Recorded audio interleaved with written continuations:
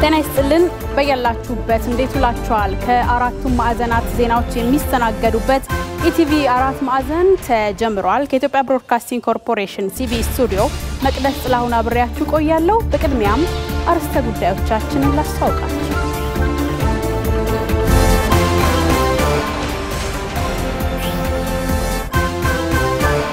ጠቅላይ ሚኒስትር አብይ አህመድና ቀዳማዊት እመቤት ዝናሽ ታያቸው በአዋሪ አካባቢ ለአቅመ ደካማ አባወራዎችና ማወራዎች የተገነባ ባለ 4 ወለል መኖሪያ ህንጻን አስረከቡ።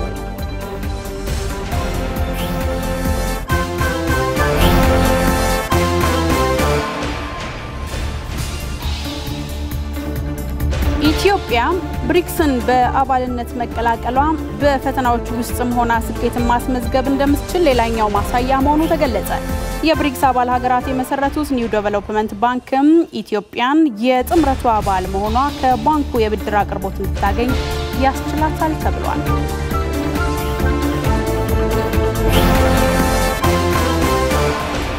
የሩሲያው ፕሬዝዳንት ቭላዲሚር ፑቲን በህንድ በሚካሄደው የቡድን 20 አባል ሀገራት ስብሰባ ላይ እንደማይሳተፉ አስታወቁ።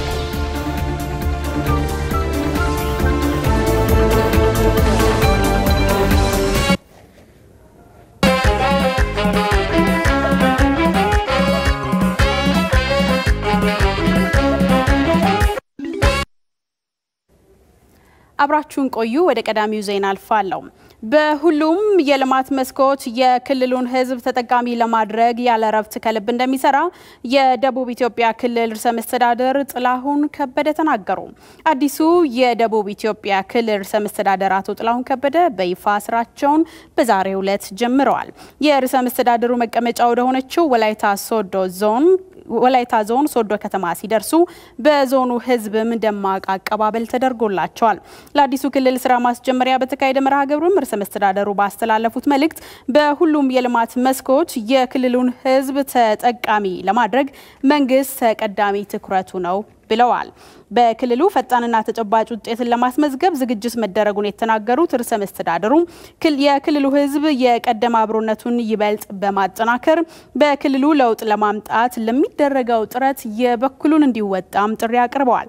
ርዕሰ መስተዳድሩ ለጽፈት አገልግሎት በተዘጋጀላቸው ቢሮ ተገኝተው መደበኛ ስራቸውን እየጀመሩ ሲሆን በክልሉ በተለያዩ አካባቢዎች ለተደረገላቸው አቀባበልም ምስጋና አቅርበዋል። ዘገባው የሪፖርተራችን ሚካኤል ገዙ ነው። የአዲስ አበባ ከተማ አስተዳደር ከንቲባ አዳነች አቤቤ በኮሪያዋ ቹንቾን ከተማ ለጀግኖች ኢትዮጵያውያን የኮሪያ ዘማቾች በቆመላቸው የመታሰቢያ ሐውልት ስር የአበባ ጉንጉንን አስቀመጡ። ከራሳቸው አልፈው ለዓለም ሰላም ለሰው ልጆች ነፃነትና ክብር በጀግንነት በወደቁ አባቶቻችን ታሪክ ኢትዮጵያን ባለም አደባባይ እንድንኮራ አድርገውናል ብለዋል ከንቲባ አዳነች አቤቤ። በአፋር ክልል እድሜያቸው ለትምህርት የደረሱ ህጻናትን በተለያዩ ምክንያቶች ትምህርታቸውን ያቋረጡ ሴት ተማሪዎችን ወደ ትምህርት ለማምጣት ባለድርሻ አካላት የድርሻቸውን እንዲወጡ ጥሪ ቀረበ። ትምህርት ያቋረጡ ሴት ተማሪዎችና ህጻናትን ወደ ትምህርት ገበታ ለማምጣት ያለመ የንቅናቄ መድረክ በሰመራ ከተማ ተጀምሯል። በንቅናቄ መድረኩ ላይ የተገኙት የአፋር ክልል ትምህርት ቢሮ ኃላፊ አቶ አብዱ ሐሰን ያዬ ለትምህርት የደረሱ ህጻናትን ትምህርት ያቋረጡ ሴቶችን ወደ ትምህርት ቤት ማምጣት ለነገ የሚባል ስራ አይደለም ብለዋል። የፕላን ኢንተርናሽናል ኢትዮጵያ ምክትል ዳይሬክተር አቶ ህይወቴ ስማቸው በክልሉ በተለያዩ ምክንያቶች ወደ ትምህርት ገበታቸው ያልተመለሱ ሴቶችና ለትምህርት የደረሱ ህጻናትን ለማገዝ የሚደረገው ጥረት ድርጅቱ የበኩሉን ድርሻ እንደሚወጣ ተናግረዋል። ዘገባው የሪፖርተራችን አሊሚራ ሙሳ ነው። በዝርዝር ጉዳይ ይሆን አማን ቸሪያ ሰማን አማን አማን አማን ይሆን አማን ቸሪያ ሰማን አማን አማን አማን ይሁን ቸሪያ ሰማን አማን አማን አማን ይሁን ቸሪያ ሰማን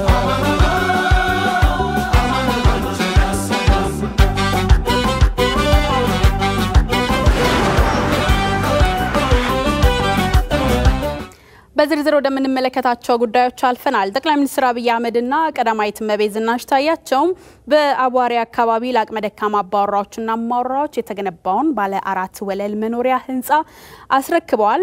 በክረምት በጎ ፍቃድ የቤት እድሳት መርሃ ግብር አካል የሆነው ግንባታው የንግድ ሱቆችና ሌሎች አገልግሎቶች የተሟሉለት ሲሆን 3 ወራት ባልሞላ ጊዜ ውስጥ ነው ተገንብቶ የተጠናቀቀው። የዚህን ዘገባ ዝርዝር እንመለስበታለን። ለዚህ ቤት በዛሬው ዕለት ይህንን ቤት የተረከቡ ነዋሪዎች የሰጡትን ሐሳብ ሮዛ መኮንን በዚህ መልኩ አዘጋጅተዋለች። አዋሬማ ቄራ ሲፈርስ ያመጡኝ ነው። ቤቱ ሽንት ቤት ነው፣ ጎርጓዳ ነው፣ ብርሃን አይታይ፣ ሰማይ አይታይ። እንደገና በጓዳ ይገባል በመኝታ ቤት። እስካሁን ድረስ በር ላይ ነው እንደውሽ አልጋን ጥፌ በር ላይ ነው የምተኛው። ሽታው አያስገባም። አባቴ አካባቢው ራሱ ያውቃል። በባሊ እየተሸከምኩ እያለቀስኩ ቱቦ ደጅ እየደፋሁ ይኸው ተቄራ ደህና መጥቼ እዚህ ብርሃኔንም አጣሁ። እንዲሁ እንዳለቀስኩ ብርሃን ይሁንልኝ። አሁን ብርሃን አሳየኝ። እንግዲህ ወዲያ ነገ ብሞትም አይቆጨኝም። ምን ቃላት የለኝም የኔ ጌታ፣ ቃላት የለኝም። መጀመሪያ የፈጠረኝን አምላኬን አመሰግናለሁ። ለጥቄ ድንግል ማርያምን ለጥቆን ግን ዶክተር አብይ አህመድን ያቆይልኝ፣ ልጆቹን ይባርክልኝ፣ እድሜ ተንጀራ ይስጥልኝ። ዓለም ብርሃን ይሁን፣ ዓለም ብርሃን ብየዋለሁ። የተመጀመሪያ መጣው ሲወጣልኝ ዓለም ብርሃኔ ነው ያልኩት። የዓለም ብርሃን ያርግልኝ።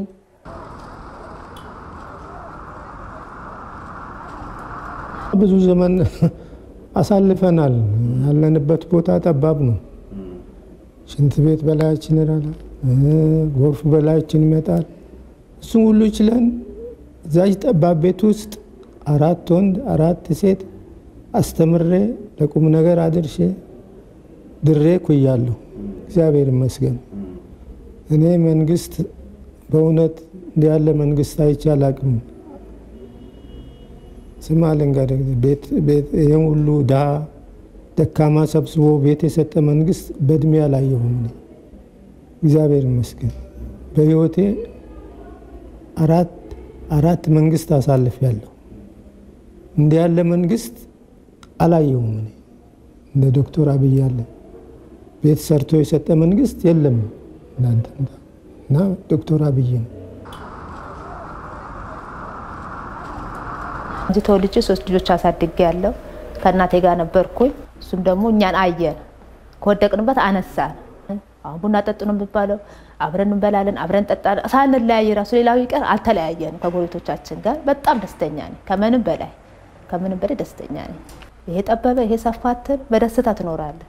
በደስታ ልጆች ጋር ይዘህ ከበፊቱ ህይወት በጣም ለውጥ ነው የምታገኝበት። እርሜና ጸጋውን ይስጠው ለአብይ ለመንግስታችን። ያለንበት እንደውም ከግቢው ወጣ በየኔ ነው በመጥረጊያ ግቢ ያጽልው ጭቃ ነው፣ ውሃ ነው። አንዳንድ ጊዜ እኔ እንኳን አልደረሰብኝም፣ ጉርፍም የሚገባባቸው አሉ እና ከዛ ብዙ ለውጥ አግኝቻለሁ። በጣም ነው ደስ የሚለኝ። እድሜና ጤና ይስጥልኝ። በጣም ደስ ይላል። የነበርንበት መሬት ነው። ደስ ብሎኛል። ጸዳ ብሎ መኖርም አንድ ነገር ነው። በጣም ነው ደስ ያለኝ። ይሄ ይበልጣል። ደስ ብሎኛል። በጣም ነው የማመሰግነው። በጣም ጥሩ ነገር ነው።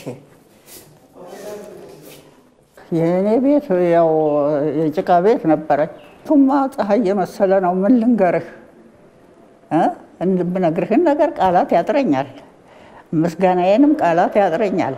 በጣም እሱ ባለቤቱ መድኃኔዓለም አዞ ያዘዘልኝን እሱ ተመስገን ብዬ ተቀብያለሁ። አሁንም ተመስገን ነው እምለው ይሄንን ነው። እኔ አምላክ ያቆይልኝ፣ ሰላሙን ይስጥልን፣ አገራችንን ሰላም ያርግልን። በጣም አዲስ እንደተወለድኩ ነው መሰለኝ። ገና ዛሬ አዲስ እንደተወለድኩ ነው። እንደዛ ደስታ ሶፋውን ቀጥሎ አርጋውን ያው ሁሉም ነገር የተሟላ ኮምፕሌት ነው። እዚህ ደስታው ምንም ወደር የሌለው።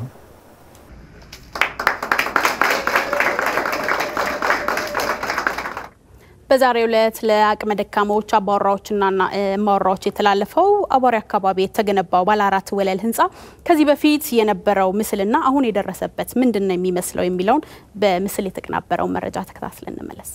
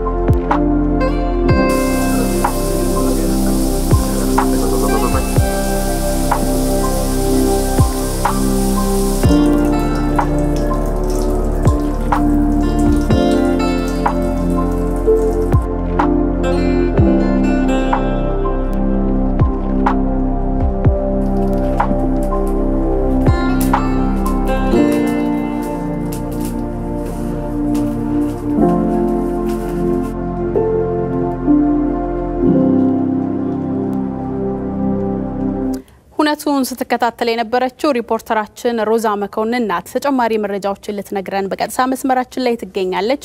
ሮዛ ጤና ይስጥልኝ እንደምንልሻል። እንግዲህ በዛሬው ዕለት ለአቅመ ደካማ አባወራዎችና እማወራዎች የተገነባው ባለ 4 ወለል መኖሪያ ህንጻን በጠቅላይ ሚኒስትሩና ቀዳማዊት እመቤት ዝናሽ ታያቸው በተገኙበት ርክክብ ተፈጽሟልና ቀደም ባለው የሐሳቦች ነዋሪዎች ሲሰጡት የነበረውን ስሜት ሐሳብ ስንመለከት ነበርና እንደ አጠቃላይ የምረቃ ስነ ስርዓቱ ምን ይመስል ነበር የሚለውን አጋሪ አመሰግናለሁ መቅደስ። እንግዲህ ቀደም ሲልም ለተመልካቾቻችን አንቺም እንዳልሽው እንዳደረስ ነው እንግዲህ በዛ የነበረው ስሜት እጅግ ከበድ ያለ ነበር።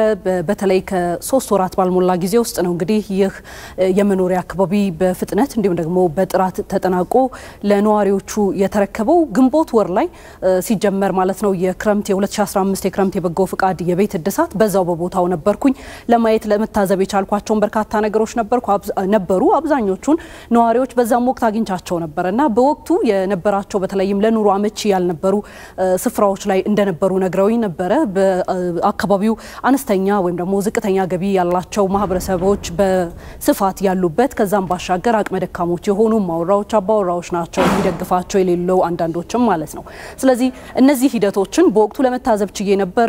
ቤታቸው እጅግ አስቸጋሪ በሆነ መልኩ በተለይ ጭቃ ቤት የነበሩ አንዳንድ አካባቢ ወይ በስተቀኝ ወይ በስተግራ ግድግዳ የሌላቸው በሌሎች ማቴሪያሎች ጠግነው የነበሩ በክረምት ጎርፍ የሚገባባቸው ለጤና እክል በከፍተኛ ሁኔታ እየተጋለጡ የነበሩ የማህበረሰብ ክፍሎች ነበሩ በዛ አካባቢ የነበረው። እንግዲህ 2015 ግንቦት ወር ላይ ማለት ነው ግንቦት የመጀመሪያዎቹ ሳምንት የክረምት የበጎ ፍቃድ ማስጀመሪያ ስነ ስርዓትን ጠቅላይ ሚኒስትር አብይ አህመድና ቀዳማዊት እመቤት ዝናሽ ታያቸው ከዚሁ አካባቢ ነበር ያደረጉት። እንግዲህ በፍጥነት አጠናቀን ለነዋሪዎቹ እናስረክባለን ባሉት መሰረት ጠቅላይ ሚኒስትር አብይ አህመድ 3 ወር ባልሞላ ጊዜ ውስጥ ይህ ግንባታ ተጠናቆ ለምርቃት በቅቷል ወይም ደግሞ ለአገልግሎት ለነዋሪዎቹ በዛሬው ዕለት የቁልፍ ርክክብ ስነ ስርዓት ተካሂዷል። እንግዲህ ህንጻው ከግንባታው ባሻገር አገልግሎቱን ስንመለከት በርካታ አገልግሎቶች ከመኖሪያ ባሻገር ማለት ነው የንግድ ሱቆች ያሉበት ከዛም ባሻገር መናፈሻና ሌሎች አካባቢዎቹ አስፈላጊ ናቸው ለአንድ ኑሮ አስፈላጊ ነው ተብሎ የሚታሰቡ ግልጋሎቶችንም ያካተተ ነው። ይህ ሂደት እንግዲህ በዋናነት እዛ ላይ የነበሩ የተረከቡ ቁልፉን እጅግ ደስተኞች እንደሆኑ ተናግረዋል። ከጤና ከነበረባቸው ችግሮች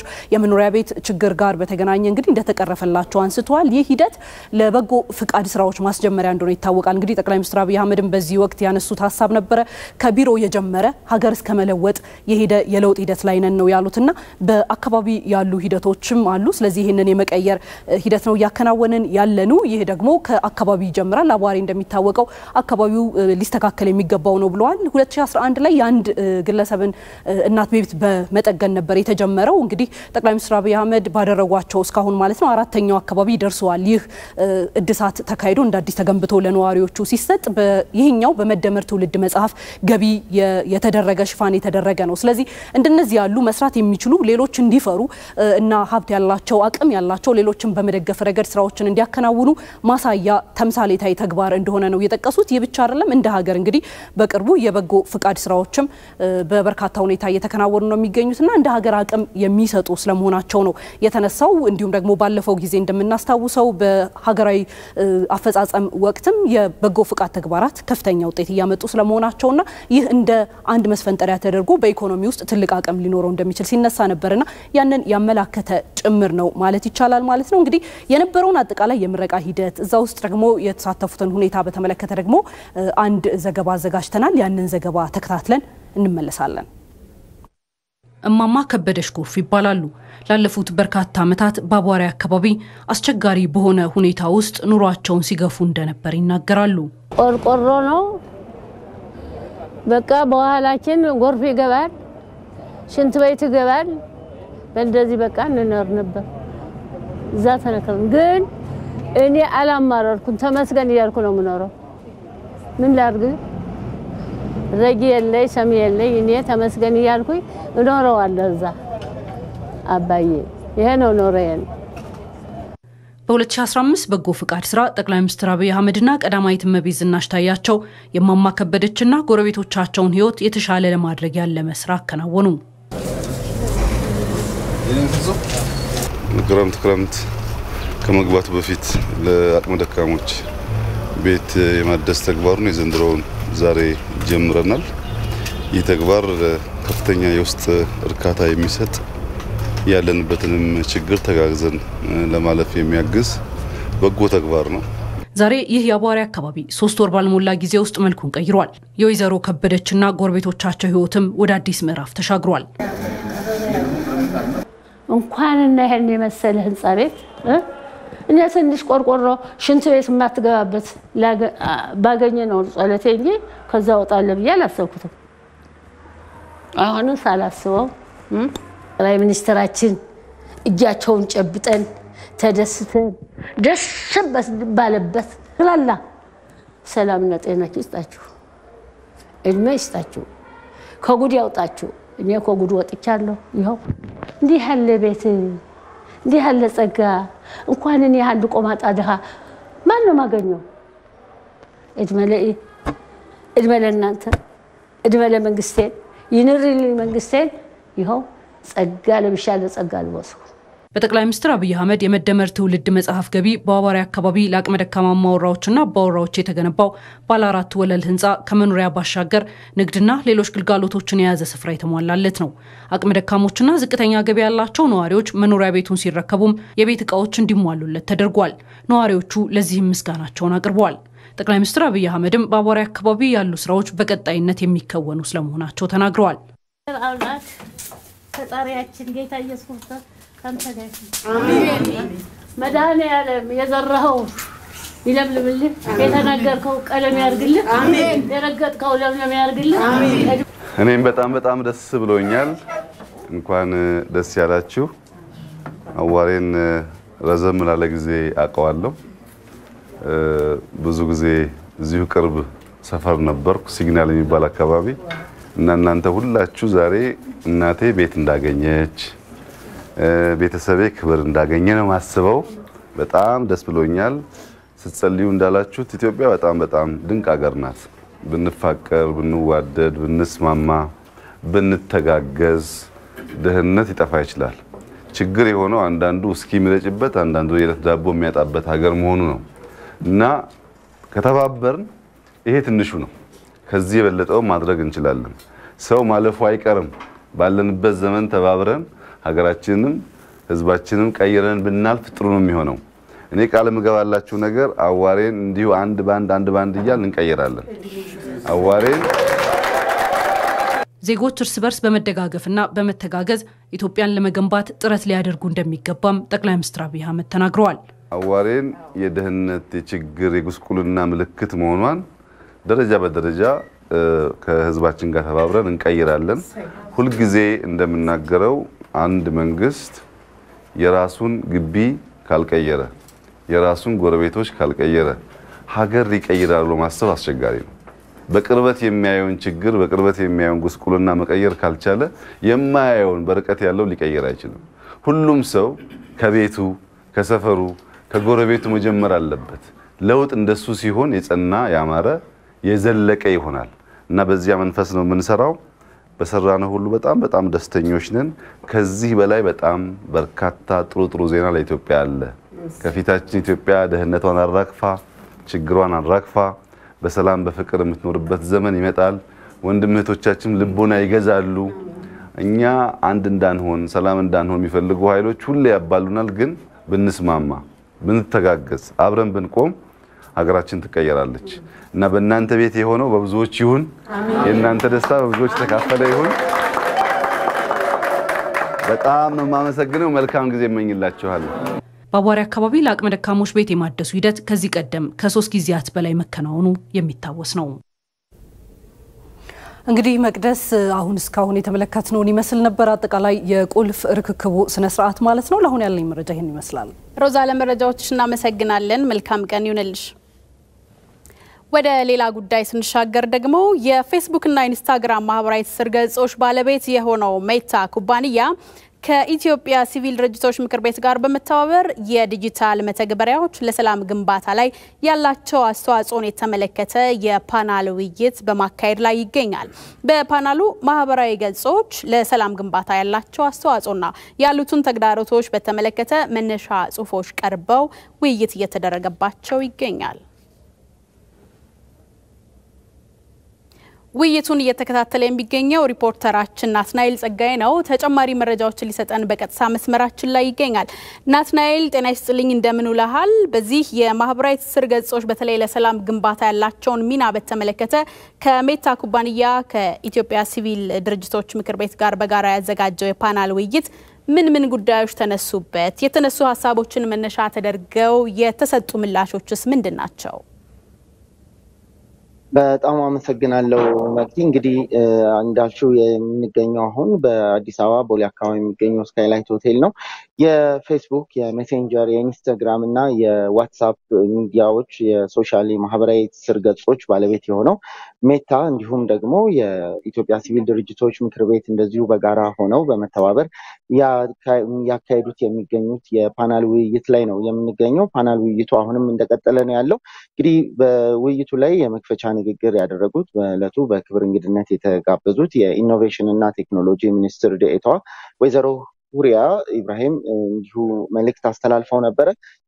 ወይዘሮ ሁሪያ እንደ ኢትዮጵያ ያለ ከ120 ሚሊዮን በላይ ዜጎች ያሉት የሃይማኖት፣ የቋንቋ፣ የባህል ብዝሃነት ያለው ሀገር በተለይ ደግሞ በተለያዩ ጊዜ በሚነሱ ግጭቶችም እንደዚሁ ከፍተኛ ጫና ውስጥ ያለ ሀገር እንደዚህ የማህበራዊ ትስስር ገጽን አጠቃቀም እውቀት መዳበር እንደሚኖርበትና ይህንን ቴክኖሎጂ እነዚህን የቴክኖሎጂ ውጤቶች ዓለምን በሚገርም ሁኔታ እየቀየሩ ስለሚገኙ ኢትዮጵያውያንም ደግሞ ከዚህ ትሩፋት ተጠቃሚ እንዲሆኑ ይልቁንስ በአንጻሩ የሚነሱ ግጭቶችን እና ሌሎች ሁከቶችን የሚያባብስ ሁኔታ እንዳይፈጠር የዲጂታል እውቀት መዳበር እንደሚኖርበትም እንደዚሁ መልእክታቸውን አስተላልፈው ነበረ።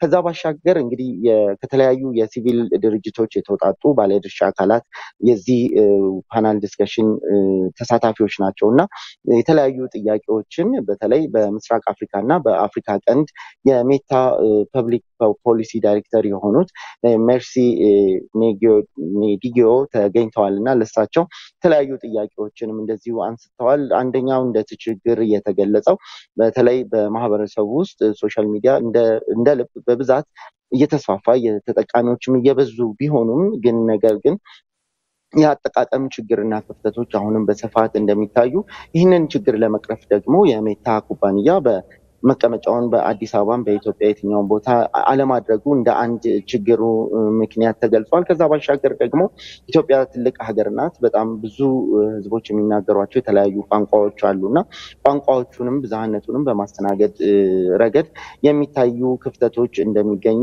የሀሰተኛ መረጃዎች፣ የጥላቻ ንግግሮችም እንደዚሁ በስፋት ከሀሰተኛ ምስሎችና አስነዋሪ ምስሎች እንዲሁም ደግሞ ግጭትን ሊያባብሱ የሚችሉ የተለያዩ የሚስተላለፉ መልእክቶችን ከመቆጣጠር አንጻር የፌስቡክም እንዲሁም ሁሉም ፕላትፎርሞች ያሏቸውን አጠንፍሮ በመጠቀም በተለይ ከኛ ቋንቋና ኮንቴክስት አንጻር ችግሮችን ከመፍታት አንጻር ብዙ እንደሚቀረው በርካታ ስራዎችን መስራት እንደሚኖርበትም እንደዚሁ ተወያዮቹ አንስተዋል።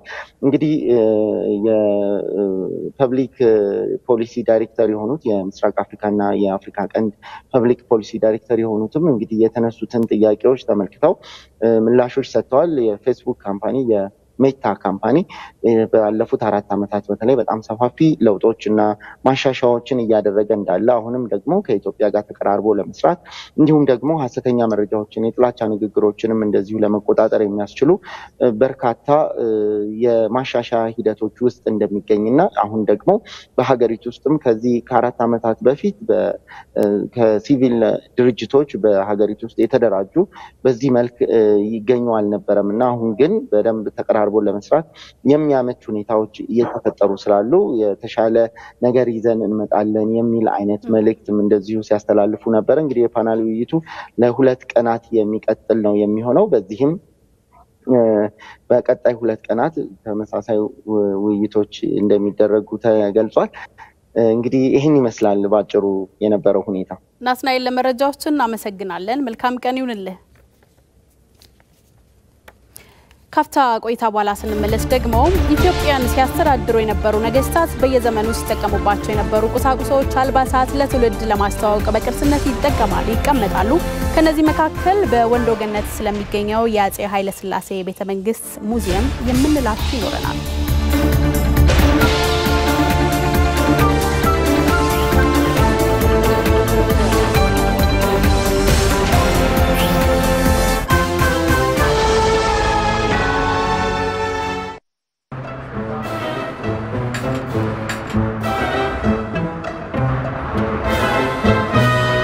ዝርዝር አለ የለኝ አንዴ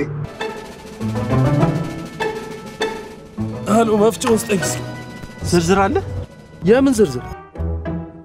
በቦታው ተገኝቼ በቀጥታ ስርጭት ጉዳዩን ዘግብላቸዋል። እንደሚታወቀው የኢትዮጵያ ኢኮኖሚ ዝርዝር አለ። ዝርዝር አላችሁ? ዝርዝር ለምን ከዚህ ሁሉ የሲቪ መርቻንት አፕ ተጠቀሙ? በአይነቱ ለየት ያለ አዲስ የሞባይል መተግበሪያ ለአገልግሎት ሰጪና ለንግድ ተቋማት በመርቻንት አፕ ንግዶትን ያቀላጥፉ። የቀንና የሳምንት ሽያጭ ሪፖርት የሚሰጥ ጥሬ ብር ይዞ በመንቀሳቀስ የሚመጣውን መጉላላት የሚያስወግድ። አሁኑኑ ከፕሌይ ስቶር ወይም ከአፕ ስቶር መርቻንት አፕ አውርደው ይጠቀሙ። ንግዶን ለማዘመን መርቻንት አፕን ምርጫው ያድርጉ። የኢትዮጵያ ንግድ ባንክ፣ ሁሌም የሚተማመኑበት ባንክ።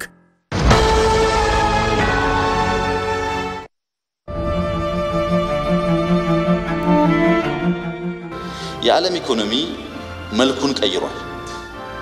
ከዚህ በፊት የዓለም ኢኮኖሚ የሚመራው ዩኤስ፣ ዩሮ በሚባሉ ሀገራት ነው። ምዕራብ አውሮፓና አሜሪካኖች ናቸው የዓለምን ኢኮኖሚ የሚመሩት። አሁን ይህንን ፓወር ሼር የሚያደርግ ኃይል ተፈጥሯል። ብሪክ የሚባል ብራዚል፣ ሩሲያ፣ ህንድና ቻይና። እነዚህ ሀገራት የዓለም መሬት ስፋት 25%ን ይዘውታል። በጣም የደለበ በቀላሉ የማይናድ ኢኮኖሚ ገንብተዋል። ኢትዮጵያ ባለፉት ጥቂት አስርተ ዓመታት ከተመዘገቡ ትላልቅ ዲፕሎማቲክ ድሎች አንደኛውና ዋነኛው ሊባል ይችላል። ዝም ብሎ መግባት ሳይሆን በእያንዳንዱ ክራይቴሪያ በኢኮኖሚ እድገት፣ በፖፑሌሽን፣ በዓለም በመደመጥ አቅማችን ወደፊት ባለን ተስፋ በአፍሪካ ውስጥ ትልቅ ተደማጭነት ያላት ሀገር ናት። እሷን ጥለን አፍሪካን አካተትን ማለት አንችልም የሚል ድምዳሜ ተደርሶ ጭምር ስለሆነ የገባ ነው። ግሩፕ ውስጥ መቀላቀላችን ብቻ ሳይሆን በግሩፕ ውስጥ ያሉ አባላት ያለን ተደማጭነት እና ያለን ግንኙነት ጠንካራ እንዲሆን አድርጓል። ይሄ በጣም ትልቅ ድል ነው።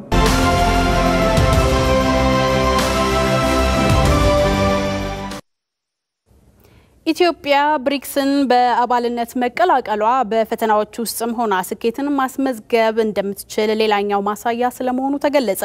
የዲፕሎማሲ ስኬቱም ኢትዮጵያ በዓለም አቀፍ ደረጃ ተሰሚነቷ እያደገ መምጣቱን የሚያመላክት ስለመሆኑም ተነስቷል። ይመራደም ተጨማሪ ዘገባ አለው። ኢትዮጵያ እንደ ሀገር የተፈተነችባቸው አያሌ አስቸጋሪ ጊዜያትን ብታሳልፍም ከፈተናዎቿ በላይ የስኬት ጉዞዎቿ ጎልተው ይታያሉ።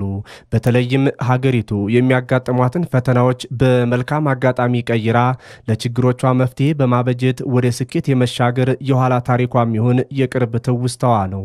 በፈተናዎች ውስጥ ሆናም የኢኮኖሚ እድገቷን የማስቀጠልና ሌሎች ስኬቶችን ከማስመዝገብ ወደ ኋላ ቀርታ የማታውቀው ኢትዮጵያ ብሪክስን የመቀላቀል አዲስ ዲፕሎማሲ ስኬቷንም ከቀናት በፊት እውን አድርገዋለች።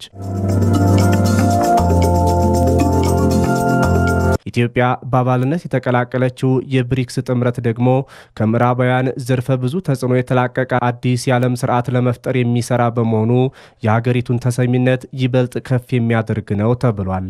የኢትዮጵያ በዚህ ሌቭል በዓለም አቀፍ ደረጃ በዚህ ኮንቲኔንታል በሆነው አውጉር በቀጠናው በመናምን ላይ ያለን ተጽዕኖ ሌሎች እኛን የሚያዩበትና እኛ ራሳችን የምንመለከትበት ነገር በጣም ይለያያል። ለኛ ያላቸው ቦታ ትልቅ ነው። አሁን እያየ ነው አይደለ? በተለያየ መንገድ የብሪክስ አንድ ማሳያ ሊሆን ይችላል። እሱ ብቻ ግን አይደለም።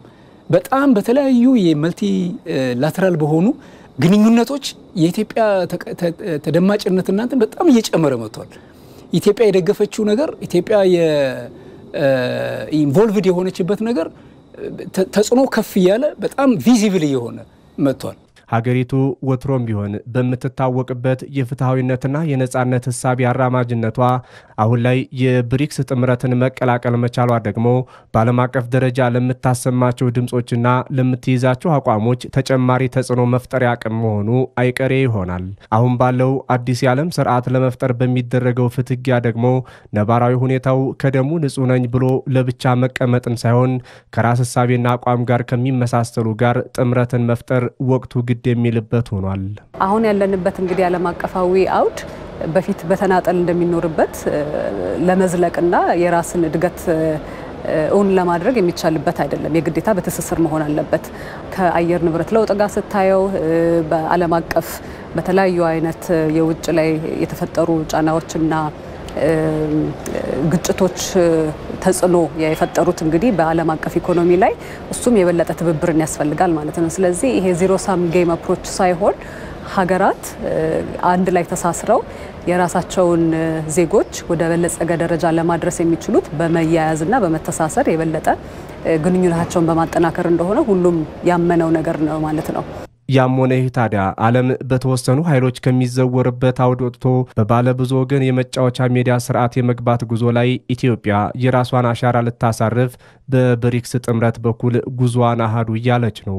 ሀገሪቱም የሚያጋጥሟትን ፈተናዎች በማለፍ የውስጥ ስኬቶች እንዳሉ ሆነው በውጭ ዓለምም ሌላ የዲፕሎማሲ ስኬቷን በደማቁ እየጻፈች ቀጥላለች። በተመሳሳይ ጉዳይ የብሪክስ ጥምረት በፍጥነት በማደግ ላይ የሚገኙ ሀገራት ፍትሃዊ የኢኮኖሚ እድገት እንዲኖራቸው ያቋቋመው ኒው ዴቨሎፕመንት ባንክ የተዛነፈውን የዓለም አቀፍ የንግድ እንቅስቃሴ ሚዛን እያስጠበቀ ስለመምጣቱ ይነገራል። አባል ሀገራቱ ዓለም አቀፍ የገንዘብ አበዳሪ ተቋማት ሳይቀር ሪፎርም በማድረግ ፍትሃዊ ውክልናን እንዲያንጸባርቁ በማድረግ ረገድም እየፈጠረ ያለው ተጽዕኖ ውጤት ማስገኘቱ ነው የተገለጸው። በዚህ ጉዳይ ላይ ደግሞ ሰለሞን ኃይለ ኢየሱስ በትንታኔ ተመልክቶታል። ኢትዮጵያን ጨምሮ በፈጣን እድገት ላይ የሚገኙት የዓለም ንፍቀ ክበብ ሀገራት ባለም አቀፉ ኢኮኖሚ ላይ ያላቸው ድርሻና የምርት መጠን ከ50 በመቶ በላይ ቢሆንም ምዕራባውያን በሚዘውሯቸው የዓለም አቀፍ የገንዘብ አበዳሪ ተቋማት IMF እና ወርልድ ባንክን ጨምሮ ያላቸው ተሰሚነትና ድምጽ ግን እዚህ ግባ የሚባል ባለመሆኑ በፍጥነት ማደግ ባለባቸው ጊዜ እንዳያድጉ ከፍ ያለ ሳንካ ሲፈጥርባቸው ቆይተዋል ይላሉ በርካታ የምጣኔ ሀብት ተመራማሪዎች። በዓለም ሀገራት መካከል የሚታየውን ለምዕራቡ ዓለም ያደላ የገንዘብ አበዳሪ ተቋማትን ስብስብ በፍትሃዊነት ለመቀየር የተንቀሳቀሱት የብሪክስ ስብስብ አባል ሀገራት ግዙፉን IMFን እንደ ፈረንጆቹ አቆጣጠር በ2009 ሪፎርሞችን በማድረግ የታዳጊ ሀገራትን ኮታ እንዲጨምር የበለጸጉ ሀገራትን ጥቅሞችንና ተሰሚነቶችን ቀንሶ በምትኩ በማደግ ላይ ያሉ ሀገራት እንዲተኳቸው ማድረግ በመቻሉ ሪፎርም እንደመጣ በርካታ የምጣኔ ሀብት ተመራማሪዎች ይናገራሉ። በኢኮኖሚ የፈረጠሙት የብሪክስ አባል ሀገራት ስብስብ በተለይም በደቡባዊ ዋልታ ላይ የሚገኙት ሀገራትንና በማደግ ተስፋቸው በፍጥነት የምጣኔ ሀብት ግስጋሴ ላይ የሚገኙ ሀገራትንና መንግስታትን ሀያላኖቹ በሚዘውሩት የፋይናንስ ምንጮች ከእድገታቸው እንዳይገጡ በማሰብ እንደ ፈረንጆቹ አቆጣጠር በ2014 የስብስባቸው ኒው ዴቨሎፕመንት ባንክን መመስረታቸው ግን ከሁሉም በላይ በሀገራት መካከል ፍትህ ያረበበበትን የንግድ ውድድር እንዲሰፍን እንዳስቻላቸው ይነገርላቸዋል። የዚህ ባንክ እውን መሆን የጥምረቱን አባል ሀገራት የገንዘብ መዘዋወር ማለትም የውጭና ገቢ ንግድ ፍትሃዊ እንዲሆን በአባል ሀገራቱ መካከል የተጠኑ የኢንቨስትመንት አማራጮች እንዲሰፍን ዓለም አቀፍ ንግድን ለማስፋት የታዳጊ ሀገራትን የልማት ጥያቄን በፍጥነት ያለ አድሏዊነት ለመፍታት ቁልፍ ሚና እንደሚጫወት የታመነበትም ነው። አባል ሀገራቱ በኒው ዴቨሎፕመንት ባንክ በአፍሪካና በሌሎችም ታዳጊ ሀገራት ዘላቂነት ያለው እድገትና ልማት ማረጋገጥ በሚቻልባቸው የመሰረተ ልማቶች ላይ በማተኮር የሚደረገው ያልተቋረጠ የኢንቨስትመንት ድጋፍ ነው ተብሎም ይታመናል። በእርግጥም የዓለምን 42 በመቶ ህዝብ መያዛቸው ዓመታዊ የጥቅል ምርታቸው 26 በመቶን መሸፈኑና የንግድ ድርሻቸውም ቢሆን በዓለም አቀፍ ደረጃ 16 በመቶ መሆኑ የሀገራቱ ጥምረት አጠቃላይ ኢኮኖሚ 25 ትሪሊዮን ዶላር መድረሱ አግላይነት ይስተዋልበታል የሚባለውንና በምዕራባውያን እንደሚዘወር የሚነገርለትን ዓለም አቀፍ የምጣኔ ሀብትና ኢኮኖሚ እንቅስቃሴ ላይ አቅጣጫ ቀያሪ ለውጥ እንደሚያመጣም በብርቱ ይታመንበታል። በደቡብ አፍሪካ ጆሃንስበርግ በተደረገው 15ኛው የድርጅቱ ጉባኤ የብሪክስን ጥምረት እንዲቀላቀሉ የተወሰነላቸው ሀገራት በተለይም በነዳጅና በተፈጥሮ ዘይት የበለጸጉቱ ሳውዲ፣ ዩናይትድ አረብ ኤሚሬትስ እና ኢራን ፊት ለፊት መምጣታቸው በ1970ዎቹ ነዳጅን በዶላር መገበያየት ያስችለናል በሚል ከምዕራባውያን ጋር የገቡትን ውለታ ወደ ጎን በመተው ዓለም አቀፍ መገበያያውን በሳውዲ ሪያል፣ በቻይና ዩዋን፣ በህንድ ሩጲ እንደዚሁም በዩናይትድ አረብ ኤሚሬትስ ድርሃም ይሆናል የሚለውን እቅዳቸውን በማጽደቅ ስምምነት ላይ በፍጥነት የሚደርሱ ከሆነ በእርግጥም የተዛነፈው የንግድ እንቅስቃሴ ሚዛንን በማስጠበቅ ወደ እኩልነት ጎራ ለማምጣት እንደሚያግዝ በሰፊው እየተነገረለት ይገኛል። ይህም ኢትዮጵያን ጨምሮ በበርካታ የጥምረቱ ስብስብ ሀገራት በታላላቅ የፋይናንስና የውሳኔ ሰጭነት ቦታዎች ላይ ፍትሃዊ ውክልና ይኑረን የሚለውን ጥያቄ ከስር መሰረቱ በማስፈታት ረገድ ምዕራባውያንን ጥልቅ ሪፎርም እንዲያደርጉ የሚያስገድዳቸው እንደሆነም ይታመናል። ይሄው ባንክ በዓለም አቀፍ ደረጃ የተለያዩ የልማት ፋይናንሶችንም ይደግፋል። ኢትዮጵያም የጥምረቱ አባል በመሆኗ ከባንኩ የብድር አቅርቦትን እንድታገኝ ይረዳታልም ተብሏል። ጌታቸው ባልቻ ደግሞ ይህን ጉዳይ ተመልክቶታል። ኒው ዴቨሎፕመንት ባንክ የሚል መጠሪያ የሰጡትን ዓለም አቀፍ አበዳሪ ተቋም በፈረንጆቹ 2015 ነበር የብሪክስ አባል ሀገራት የመሰረቱት። ባንኩ ዋና መስሪያ ቤቱንም በቻይና ሻንጋይ አድርጓል። በአባል ሀገራት የኢኮኖሚ እድገትን የሚያፋጥኑ የመሰረተ ልማትና ዘላቂ የልማት ፕሮጀክቶችን በገንዘብ መደገፍ ቅድሚያ የሚሰጠው መሆኑን ባንኩ ይገልጻል። የቀድሞዋ የብራዚል ፕሬዝዳንትና አሁን ባንኩን በፕሬዝዳንትነት የሚመሩት ደሊማ ሮሴፍ እንደሚሉትም ባንኩ የሚሰጠው ብድር ዘላቂ ልማትን የሚደግፍ ነው። It is very important to me that New Development Bank የብሪክስ ባንክ የሆነው ኒው ዴቨሎፕመንት ባንክ የአባል ሀገራትና የታዳጊ ሀገራት ቅድሚያ የሚሰጧቸውን የልማት ስራዎችን የሚደግፍ መሆኑ ለኔ ዋናው ጠቃሚ ነገር ነው። እኛ በጣም መሰረታዊ የሆኑ 3 ጉዳዮች ላይ ነው ለሀገራት የፋይናንስ ድጋፍ የምናደርገው። አንደኛው የአየር ንብረት ለውጥና ዘላቂ የልማት ግቦች ነው። ሁለተኛው በጣም አንገብጋቢ የሆኑ የመሰረተ ልማቶች ናቸው። ሶስተኛው ደግሞ ኢኖቬሽንና ቴክኖሎጂ ነው። የብሪክስ ጥምረት አዲስ አባላት ሆነው ከተመረጡት 6 ሀገራት አንዷ የሆነችው ኢትዮጵያም ከኒው ዴቨሎፕመንት ባንክ በብዙ ተጠቃሚ እንደምትሆን ይጠበቃል። ብክለትን የሚቀንስ የኃይል ልማት፣ የትራንስፖርት መሰረተ ልማት፣ ንጹህ መጠጥ ውሃ፣ ማህበራዊ ልማት፣ አካባቢ ጥበቃና ዲጂታል ቴክኖሎጂ ባንኩ በትኩረት የፋይናንስ ድጋፍ የሚያደርግባቸው ዘርፎች ናቸው። እነዚህ ዘርፎችም ኢትዮጵያ አሁን ላይ ቅድሚያ የምትሰጣቸው ናቸው። እንደ ዓለም ባንክና የዓለም አቀፉ የገንዘብ ተቋም IMF ያሉ ተቋማት አሁን ላይ በዓለማችን ዋነኛ አበዳሪ ተቋማት ናቸው። በ100 ቢሊዮን ዶላር ካፒታል የተመሰረተው ኒው ዴቨሎፕመንት ባንክ የልማት ፋይናንስን ለሚፈልጉ ሀገራት ተጨማሪ አማራጭ ሆኖ መጥቷል። ባንኩ በዚህ ዓመት ከሚሰጠው 10 ቢሊዮን ዶላር ብድር 30 በመቶውን ብድር በሚያቀርብለት ሀገር ብሔራዊ ገንዘብ እንደሚሆንም ገልጿል። ይህም በአብዛኛው በዶላርና በሌሎች ምዕራባውያን ገንዘቦች ላይ የተመሰረተውን ዓለም አቀፍ ብድር አማራጭ የሚያሰፋ ነው። ከኒው ዴቨሎፕመንት ባንክም መበደር የሚችልበት መንገድ አለ። ደቡብ አፍሪካ አምና አምና ወደ 5.5 ቢሊዮን ተበድራለች። ዘንድሮ ደግሞ 16 ቢሊዮን ተበድራለች ከዛ ባንክ። ስለዚህ አንዱ አማራጭ ይሆናል። እነሱ ፍትሃዊ የሆነ እድገት እንዲኖር አሳታፊ የሆነ እድገት እንዲኖር ነው የሚሉት ያሉት ኢንክሉሲቭ ግሮዝ እና ሶሻል ጀስቲስ። ስለዚህ IMF እና ዓለም ባንክ እንዳውም መጠንቀቅ የሚኖርባቸው ይሄ ኤዥያ ኢንፍራስትራክቸር ዲቨሎፕመንት ባንክ የሚባልና የኒው ዲቨሎፕመንት ባንክ ቻይና ምንም ችግር የላትም። $1 ትሪሊዮን እዛ ካፒታል ልታረግ ትችላለች። እነሱን ከጨዋታ ላይ ያስወጣቸው የሚችል ነገር ነው። ይሄ የኛ ዲፕሎማቶች ይህንን ጉዳይ በደንብ አውቀው ከነዚህ ጋር መደራደር የሚችሉበት ክህሎት ሊኖራቸው ይገባል። ኒው ዴቨሎፕመንት ባንክ እስካሁን በተለያዩ ሀገራት ለመሰረተ ልማት ግንባታ 33 ቢሊዮን ዶላር ብድር ሰጥቷል። አሁን ከብሪክስ አባል ሀገራት ቁጥር ማደግ ጋር ተያይዞ ባንኩ የሚሰጠው ብድር እያደገ እንደሚሄድ ይጠበቃል። ከዚህ ጉዳይ ሳንወጣ የብሪክስ አባል ሀገራት የብጣኔ ሀብት ውስጥ ያላቸው ድርሻ በየዓመቱ እየጨመረ መጥቷል። በዓለም አቀፍ ደረጃም የዶላር ጫናውን መቋቋም ለመቻል የኒው ዴቨሎፕመንት ባንክን አቋቁሟል። ብሪክስን የመሰረተው የኒው ዴቨሎፕመንት ባንክ ዓለም አቀፍ ኢኮኖሚ ላይ እያበረከተ ያለው ሚና ምን ይመስላል የሚለውን ደግሞ ምስክር ስናፍቅ ተጨማሪ መረጃዎችን ይሰጠናል። ጤና ይስጥልኝ። ጤና ይስጥልኝ መቅደስ። መረጃዎችን መቀጠል ትችላለህ። አመሰግናለሁ። እንግዲህ በተደጋጋሚ እየተነሳለው የብሪክስ ጉዳይ በጣም መነጋገሪያ ሆኗል። ይሄንን ደግሞ እንዲሆን ያደረገበት በዓለም አቀፍ ደረጃ የኢኮኖሚው ላይ ያበረከተ ያለው አስተዋጽኦ በጣም ከፍተኛ ከመሆኑ ጋር ተያይዞ ነው። በ2009 ምስረታውን ያደረገው የብሪክስ አባል ሀገራትን እንግዲህ 4 ሆነው ተመስርተው በአመቱ ደቡብ አፍሪካን ጨምሮ በ2010 ማለት 5 ሆነዋል ማለት ነው። ከዚያን ጊዜ ጀምሮ በኢኮኖሚ ውስጥ የነበራቸው ድርሻ ምን ይመስላል የሚለውን እንመለከታለን ማለት ነው። በዋናነት ይህ የብሪክስ ጥምረት እንግዲህ በዓለም ኢኮኖሚ ላይ እያስከተለ ያለው ተጽዕኖ ምን ይመስላል የሚለውን ስንመለከት በአውሮፓውያኑ ዘመን ቀመር በ2010 11 ትሪሊዮን ዶላር ያክል በዓለም ኢኮኖሚ ውስጥ ድርሻ ነበራቸው እነዚህ 5 ሀገራት ማለት ነው። ይሄ ደግሞ ከዓለም አጠቃላይ ጠቅላላ ምርት ውስጥ 18 በመቶውን ያክል ወይም ደግሞ ጂዲፒውን ይሸፍኑ ነበር ማለት ነው። ይሄንን ቁጥር ደግሞ ከ13 ዓመታት በኋላ ተሻግረን ስንመለከተው አሁን በአውሮፓውያኑ የዘመን ቀመር 2023 ላይ የነዚህ ሀገራት አጠቃላይ አቅም ወደ 28 ትሪሊዮን ዶላር ደርሷል። ከዓለም ያጠቅላላው የምርት መጠን ደግሞ 25 በመቶን ይሸፍናሉ እንደማለት ነው።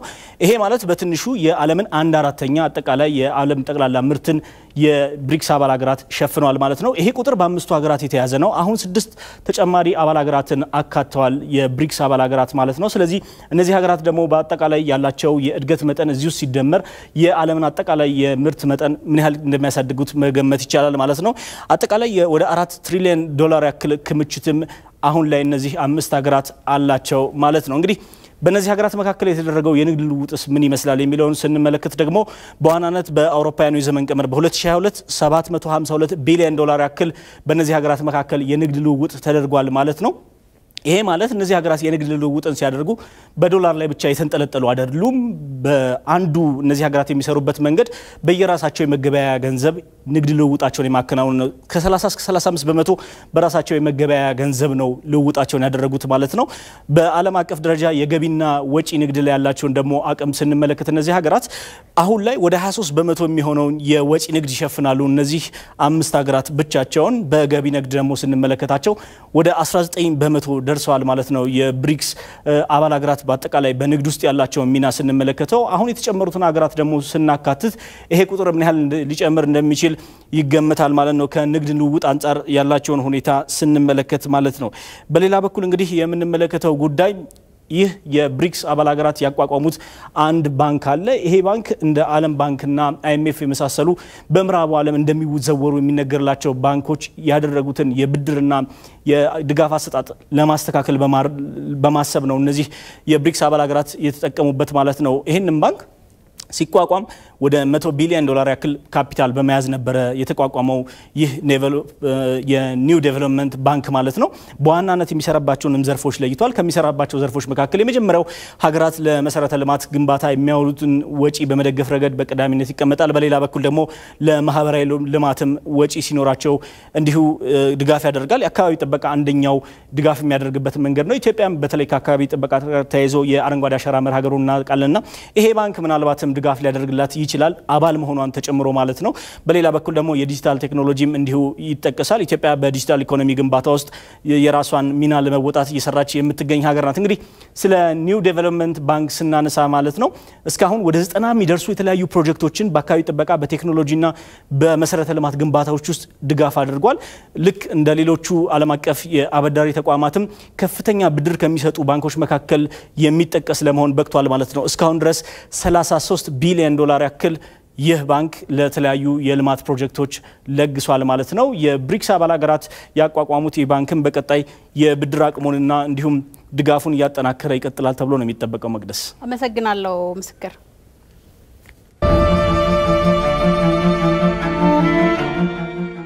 የዓለም ኢኮኖሚ መልኩን ቀይሯል። ከዚህ በፊት የዓለም ኢኮኖሚ የሚመራው ዩኤስ ዩሮ በሚባሉ ሀገራት ነው። ምዕራብ አውሮፓና አሜሪካኖች ናቸው የዓለምን ኢኮኖሚ ይመሩት። አሁን ይህንን ፓወር ሼር የሚያደርግ ኃይል ተፈጥሯል። ብሪክ የሚባል ብራዚል፣ ሩሲያ፣ ህንድና ቻይና። እነዚህ ሀገራት የዓለም መሬት ስፋት 25%ን ይዘውታል። በጣም የደለበ በቀላሉ የማይናድ ኢኮኖሚ ገንብተዋል። ኢትዮጵያ ባለፉት ጥቂት አስርተ ዓመታት ከተመዘገቡ ትላልቅ ዲፕሎማቲክ ድሎች አንደኛውና ዋነኛው ሊባል ይችላል።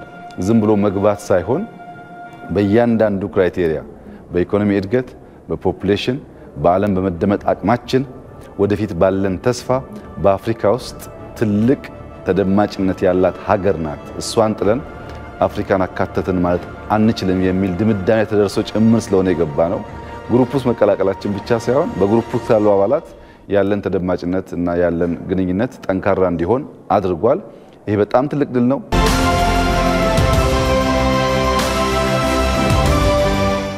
በሃንጋሪ ቡዳፔስት ከተማ የተካሄደውን 19ኛው የዓለም አትሌቲክስ ሻምፒዮናን በተመለከተ የመንግስት ኮሚኒኬሽን አገልግሎት የላከልን መግለጫ አለ። የመግለጫው ሙሉ ቃል እንደሚከተለው አቀርበዋለሁ። በአንድነትና በመተባበር ስንሰራም ውጤቱ ያማረ እንደሚሆን የአትሌቶቻችን ድል አድራጊነት ለሌላው ማስተማሪ ነው። በሃንጋሪ ቡዳፔስት ከተማ የተካሄደው 19ኛው ዓለም አቀፍ የአትሌቲክስ ሻምፒዮና የኢትዮጵያ ሰንደቅ ዓላማ እንደወትሮ ሁሉ ከፍ ብሎ የተውለበለበበት መድረክ ነበር። ከድሉ ባሻገር የነበረው የቡድን ስራ ኢትዮጵያንን ሁሉ ያኮራ ነበር። አረንጓዴው ጎርፍ እየተባለ የሚጠራው የኢትዮጵያ አትሌቲክስ ቡድን ዘንድሮም ስያሜውን በሚመጥን መልኩ አትሌቶቻችን ተከታትለው በመግባት የሀገራችንን የድል ታሪክ ደግመዋል። በተለይም ደግሞ በሴቶች 10000 ሜትርና በማራቶን ሩጫ የታየው የቡድን ስራ እርስ በርስ መናበብና መረዳዳት ከድል ምክንያትነት ባሻገር ኢትዮጵያዊነት ስንተባበር ተአምር መስራት እንደምንችል አመላካች ነው። አትሌቶቻችን በሩጫ ወቅት መረጃ በመለዋወጥ በመተጋገዝና አንዳቸው ሌላውን በመጠበቅ እስከ መጨረሻው ድረስ በቡድን ተጉዘዋል። ይህም ኢትዮጵያም በሩጫ ላይ አትሌቶቿ ባሳዩት መተባበርና መተጋገዝ ተምሳሌት መሆኗን ዳግም ያሳየ ውጤት እንዲመዘገብ አድርጓል።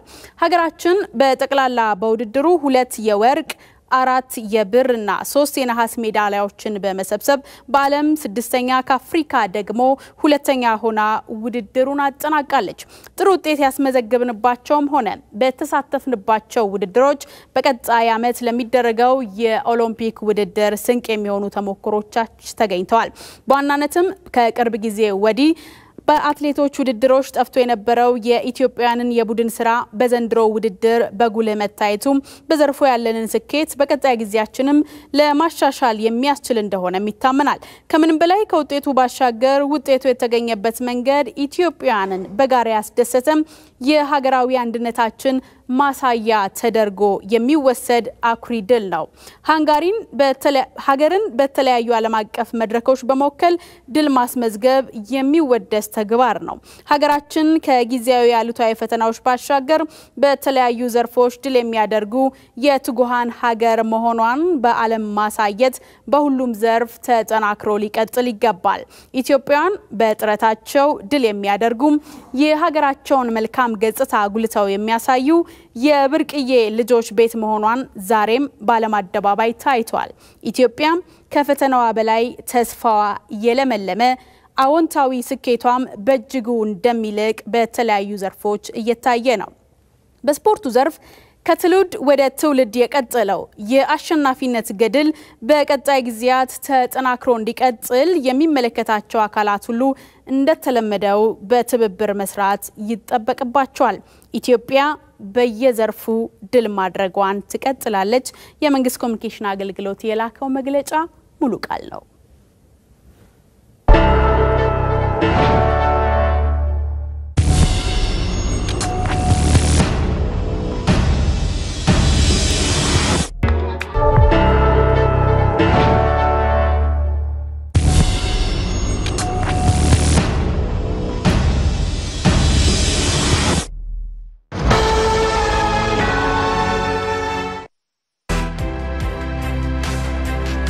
የግብርና ፋይናንስን በማቅረብ ቀድመን ዘመናዊ ምርታማነትን ያቀጣጠልን የአርሶ አደሩን ኑሮ በማገዝ ማሳው በጊዜ ታርሶ ወቅት ጠብቆ አዝመራ እንዲሰበሰብ ደጀን ነን። ከአንድ ክፍለ ዘመን በላይ በተሻገሩ ጉዟችን እርሻው እንዲዘምን ኢንዱስትሪው እንዲስፋፋ ለሀገራችን ዋልታ ለሆኑ ስራዎች ማገር ይሆናል። ለበርካቶች የስራ ዕድል ይፈጠር። ከታታሪዎችና ከጠንካራዎች ከሆነን 115 ዓመታትን ይዘልቅ። አሁንም በአብሮነት ወደፊት። የኢትዮጵያ ልማት ባንክ የልማት አጋሩ። በብዙሃን ትዝታ ውስጥ ያለው የላንጋኖ ሐይቅ ለቱሪዝም መስህብነት በተሻሻሉ መሰረተ ልማቶች የለማ ቢሆንም ከሰላም ጋር በተያያዘ የሚነዙ ሐሰተኛ መረጃዎች ምክንያት በተገቢው መልኩ ለተጠቃሚዎች አገልግሎት እየሰጠ አይደለም። የቱሪዝም መዳረሻውን ያስተዳድር የነበረው አካልና በአካባቢው ነዋሪ መካከል ትላንት የነበሩ ችግሮች ተፈተው ከቱሪዝም ሀብቱ ተጠቃሚ ለመሆን የተሰሩ ስራዎች እንዲሁም የመጣው ውጤት ምን ይመስላል የሚለውን ኮሰምብራኑ ተመልክቶታል። በ2010 ዓ.ም በላንጋኖ ሐይቅ ዳርቻ ከሚገኙ የቱሪዝም መዳረሻዎች በተሻለ አስተዳደርና የስራ ዕድል በሚፈጥር መልኩ የኦሮሚያ ክልላዊ መንግስት የፌደራል መንግስቱን ጠይቆ ለተገመተው ሀብት 54.4 ሚሊዮን ብር ከፍሎ ተረክቦት ነበር። በዚህ ሂደት ውስጥ ለ4 ዓመት እንዲዘጋ የሆነው ላንጋኖ ሐይቅ በመንግስት ደረጃ የሚተዳደር የቱሪዝም መዳረሻ ቢሆንም በተለያዩ መንገዶች ስለ አካባቢው የሚነዙ ሐሰተኛ መረጃዎች የላንጋኖን ሐይቅ የቱሪዝም መዳረሻነት ላይ ተጽዕኖ እያሳደረ ይገኛል። በጣም ሰላም ነው። ልክ አሁን እንደሚወራው ሌላ ከተማዎች ላይ እንደሚወራው አይነት ስጋት እኛ ጋር የለም። ማለት በወሬ ደረጃ ነው እኛ የምንሰማው እንጂ እኛ አካባቢ ምንም የሚያሰጋ ነገር የለም። ሁሉም ሰላም ነው።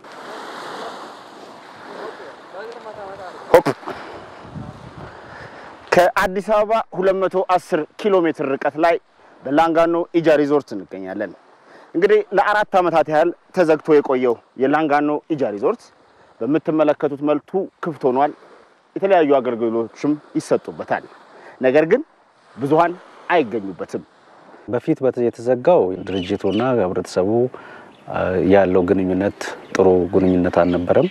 በዚህ ምክንያት ሊዘጋ ችሏል። ሪዞርቱ ወደ ስራ እንዲገባ ያስፈለገው እንደምታዩት ላንጋኖ በጣም ሰፊ ቦታ ነው። ትልቅ ቢች ያለው እንደ ኢትዮጵያ 29 ሄክታር መሬት ላይ ነው ያለው።